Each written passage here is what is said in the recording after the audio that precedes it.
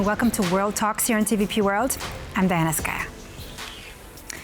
Moldova has unveiled a new 10-year defense strategy, and as expected, Russia is not pleased. The plan aims to modernize Moldova's military, raise defense spending to 1% of GDP, and bring the country closer to the EU and NATO standards. I'm now joined by Grigore Guzun, an expert in international relations and security, WatchDog.MD, to discuss the latest. Grigore, welcome to the program. Glad to have you on with us here. Good evening. Thank you for the invitation. So, Grigore, take us through the main goals of Moldova's new 10-year defense strategy. What can we expect? So, the new military strategy is, in my view, the most comprehensive and reality-based document among all its predecessors. So, for the first time, the strategy addresses the need to strengthen not only national resilience, but build as well effective defense capabilities. So mainly it focuses on modernizing or procuring new air defense systems, drones, and cyber defense, while introducing the concept of total defense. What means this total defense concept? It's kind of a shared responsibilities between civil and military institutions. So this is a clear message that defense of the country is no longer, if you want, solely the responsibility of the army, but it's becoming a collective one. So, as well, it also clearly defines the international cooperation, which means that as of for this military strategy, partnership becomes a fundamental element of Moldova's security. So, even though it reaffirms the constitutional neutrality, this strategy somehow takes a pragmatic view, showing that actually neutrality does not exclude defense, strengthening or cooperation with other democratic states and partners from EU or NATO. However, despite all these advances, there are some issues, and the main issues for sure is defense spending. Now, currently, Moldova spends about 0.5% of GDP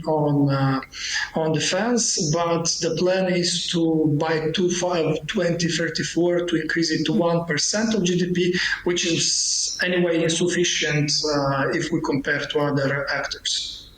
So why is Moldova deciding right now? I mean, let's talk about timing to strengthen its military. So, in general, the previous military defense expired in 2022. So, for the last 3 years, we didn't have actually a military strategy, which is a bad thing. So, that's an important document for us, especially now in this changing environment.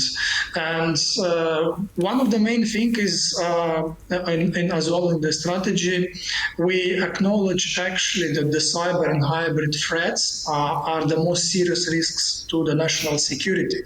And now, actually, we don't have a military threat. We do have cyber and information challenges in our security. So, if you will check, if you will see, it highlights as well the need to develop cyber defense structures, strengthen cooperation with international partners, and so on. So actually counter disinformation and sabotage become one of the main targets. So in the nutshell, let's say disinformation and information manipulation are considered the main critical threats to the national security. So now is the right time to address these threats, because we saw in the last election in 2024, in the parliamentary election in 2025, that Russia is trying to get involved and manipulate the public opinion. So this is a threat to the national security, actually. Well, I mean, do correct me if I'm wrong, but I mean, the pro-Russian opposition right in Moldova actually opposed this. How do you think Moscow is going to react to this news? Sure, we saw the recent statement of Mr. Peskov, where because actually we do include Russia as our main threat in the security strategy.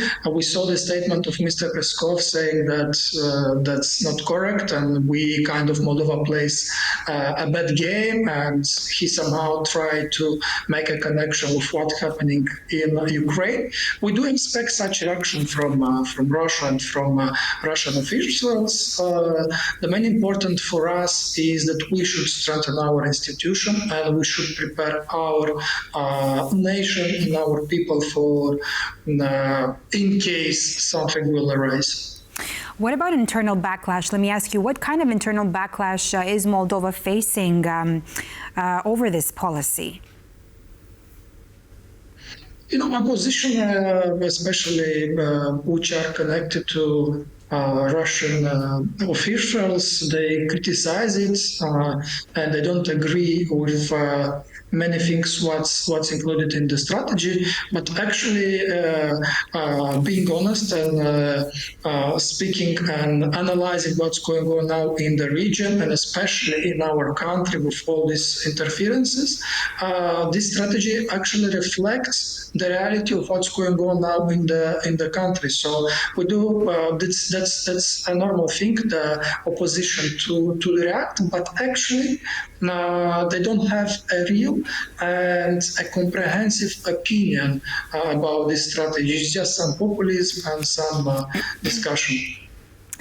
Grigore, just before we finish, I want to ask you about Alexandru Munteanu. Now, he has very little political experience. How do you expect he will perform as prime minister? So actually, we should wait until tomorrow because tomorrow Constitutional Court is expected to deliver its verdict and officially validate the results of the election. Yes, mass media now and even the winning party have confirmed the name of Alexander Munteanu as the new prime minister. He comes from the business sector and not from politics, as you clearly mentioned, or defense, reflecting actually the government's priority, which is economic growth. For the last year, we have an economic growth of 0.1%, which is not okay for a future EU member. So I do expect some points. Mainly, we will wait for his program to see how his vision is, but we do now need a person from business, not from politics or defense, because the priorities of the government is EU integration, and we do expect that at the end of this month, EU Council will vote on opening officially the negotiation on chapters. So we really need a person which is concentrated on economic growth, on fiscality, and so on. Grigore Guzun, thank you so much for breaking it all down for us here on World Talks. Thank you too. And thank you for watching World Talks here on TVP World. I'm Skaya. Stay with us for more news and expert interviews.